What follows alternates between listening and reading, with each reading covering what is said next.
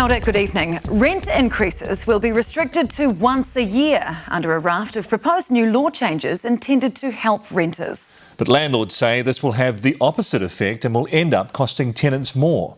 Cleo Fraser reports. Renters queuing at an open home in 2011 and 2013 and again earlier this year. We've been covering the increasing competition for rentals for years. Now, with a third of Kiwis renting, the government says it's time to give more power to tenants. Tenants in the current situation won't complain about a repair that needs to be done, for example, because they're scared of losing their tenancy.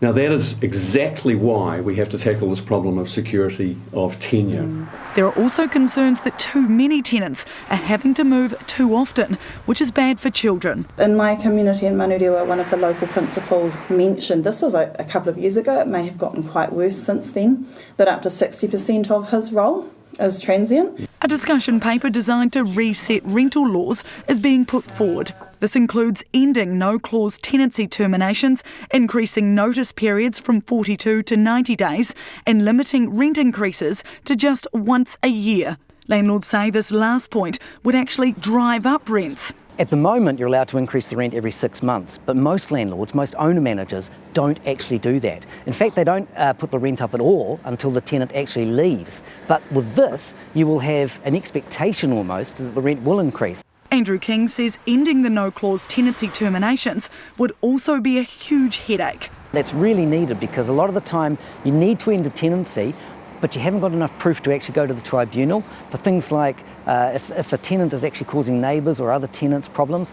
But Renters United say tenants need safeguards from eviction and want even more changes. For that, we'd like to see discussion about potential rent caps and vacancy controls.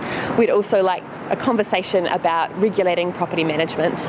Reducing the practice of rent bidding, where tenants offer more cash to secure a property, is also on the cards, as well as regulating boarding houses. The government also wants to make it easier for people with pets. Landlords would need to explain why they've said no to the pooch. As a renter and pet owner, having a pet was one of the biggest barriers to finding a property.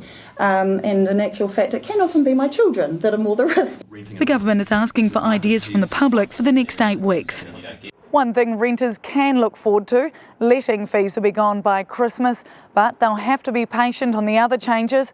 It'll be 2020 before they come in. Cleo Fraser, Newshub.